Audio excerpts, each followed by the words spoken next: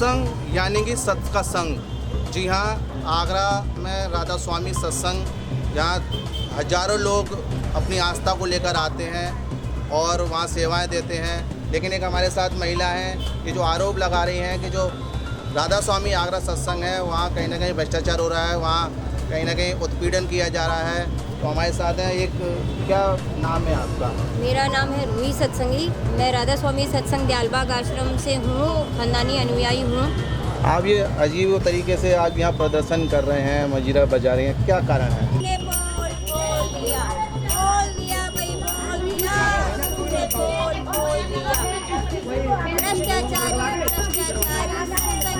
कारण ये है कि हमारे दयालबाग आश्रम द्वारा, जिसको गुरुजी ने भी अब दिसंबर 2023 में घोषित कर दिया विश्व स्तरीय भ्रष्ट आश्रम है, और ये घोषणा करने के बाद उनकी जान को भी खतरा है। उत्तर प्रदेश सरकार, ये जो आगरा पुलिस प्रशासन है, इनके संज्ञान में मैं दे चुकी हूँ, पूरी की जान का खतरा है और भ्रष्ट आश्रम में कार्रवाई कराई जाए। मेरे को खामोश, मैंने इस लड़ाई में आश्रम के गुंडों के खिलाफ आवाज़ उठाई तो 26 फरवरी 2023 मुझे बहुत बुरी तरह मारा पीटा गया।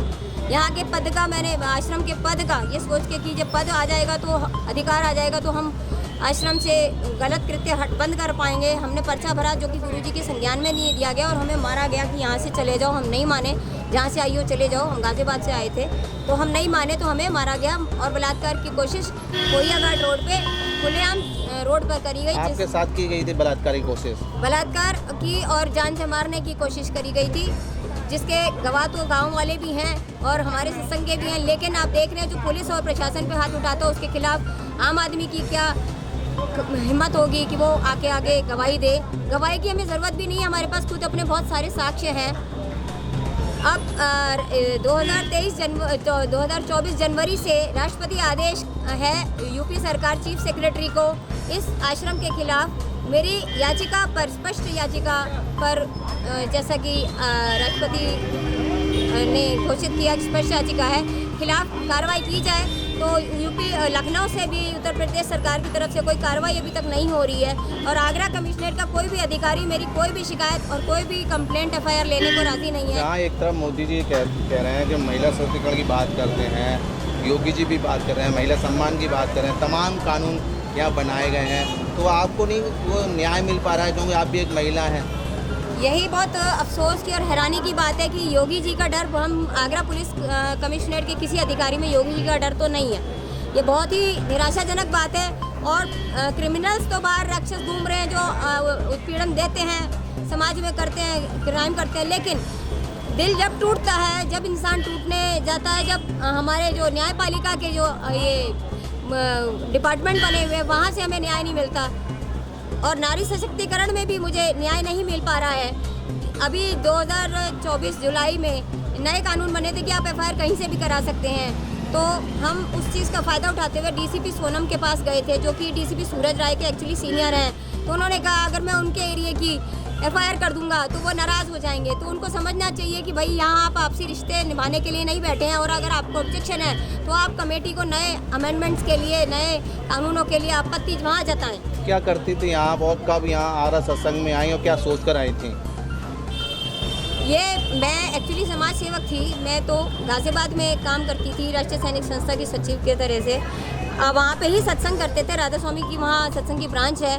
सबसे पहले वहाँ के अधिकारी ने, वहाँ का जो इंचार्ज है सत्संग का, उन्होंने हमारी माता जी को सत्संग से खदेड़ के निकाल दिया, मारा पिटाई करी।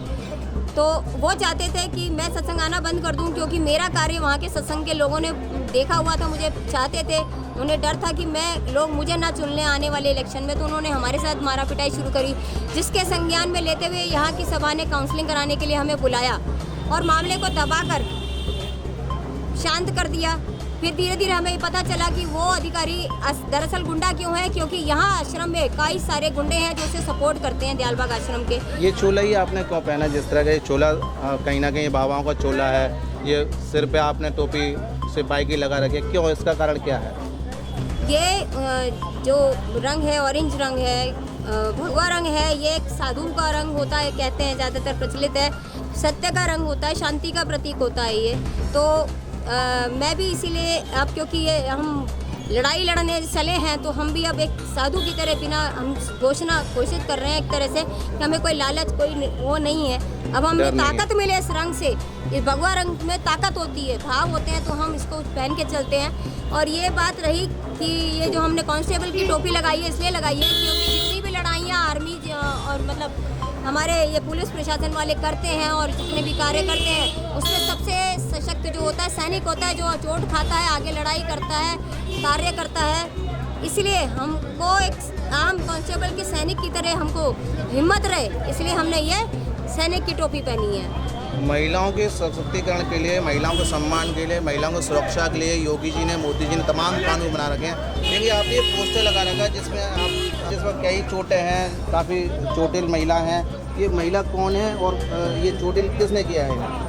ये मैं ही हूँ। ये राधा स्वामी दयालबाग आश्रम के गुंडे जो हैं और सबसे बड़ा डॉन है SP सत्संगी, जो सिक्योरिटी चीफ है एक्चुअली, जो अभी बर्खास्त भी कर दी गई है सभा, जब से गुरुजी ने घोषित किया है कि ये जो भ्रष्टाचारी हैं। लेकिन ये ज़बरदस्ती रिश्ते नाते हैं इनके गुरुजी से, तो रिश्ते में लाड़ में आके ज़बरदस्ती चलते हैं, उनको घेर के चलते हैं ताकि मेरे जैसे उनको अप्रोच करके संपर्क ना कर लें रास्ते में कभी भी और शिकायत ना कर दें उनकी। ये उन्होंने मेरे साथ मारपीट की है क्योंकि मैं उनके भ्रष्टाचार के खिलाफ और गैरकानूनी कृत्य के खिलाफ थी।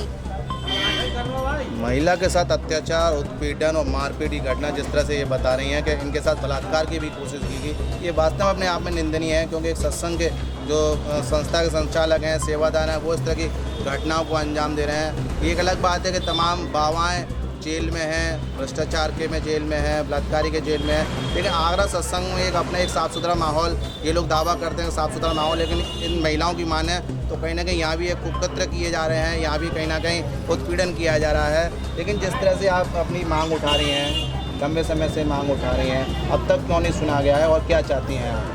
मैं अभी तक आगरा कमिश्नरेट पे प्रशासन पे विश्वास करके चल रही थी, लेकिन क्योंकि उत्तर प्रदेश सरकार के चीफ सेक्रेटरी जो है, उन्होंने राष्ट्रपति आदेश को भी संज्ञान में नहीं लिया, उनकी एक तरह से निरादर किया है, लखनऊ से कार्रवाई क्यों नहीं हुई। तो अब अपने अनिश्चितकाल धरने के माध्यम से, वीडियो कॉन्फ्रेंस के माध्यम से मैं योगी जी को ही अपने सारे ज्ञापन दूंगी। मीडिया के माध्यम से मैं योगी जी, मुख्यमंत्री उत्तर प्रदेश तक अपना आवाज़ पहुंचाना चाहती हूं कि अब वो ही न्याय करें, क्योंकि आगरा प्रशासन तो फेल हो गया और लखनऊ में यूपी जो चीफ सेक्रेटरी हैं उत्तर प्रदेश सरकार के, उन्होंने भी कोई कार्रवाई नहीं करी राष्ट्रपति आदेश के बावजूद भी। तो ये थी आगरा सत्संग की, राधा स्वामी सत्संग की महिला सेवादार, जिनका ये कहना है कि मैंने यहाँ आगरा से लेके लखनऊ तक पुलिस प्रशासन से गुहार लगाई है कि मेरे साथ न्याय किया जाए। इनका ये भी कहना है कि जो डॉक्टर SP सिंह सत्संगी साहब हैं, उनकी भी जानो खतरा है, क्योंकि उन्होंने ये घोषणा किया है कि राधा स्वामी सत्संग में गुरुजी जो हैं, डॉक्टर PS सत्संगी जी जो गुरुजी हैं, उन्होंने घोषणा की है कि जो राधा स्वामी सत्संग है उसमें भ्रष्टाचार हो रहा है, महिलाओं के साथ, पुरुषों के साथ उत्पीड़न किया जा रहा है, वहाँ घरों को घेरा जा रहा है और कोई सुनने वाला नहीं है। क्योंकि वहाँ सारे लोग बड़े हैं, कहीं ना कहीं नौकरी पेशे वाले हैं, बड़े अधिकारी हैं, IPS हैं, PCS हैं और जिलाधिकारी तक के एक रैंक के लोग हैं, इसलिए वहाँ कोई सुनवाई नहीं हो रही।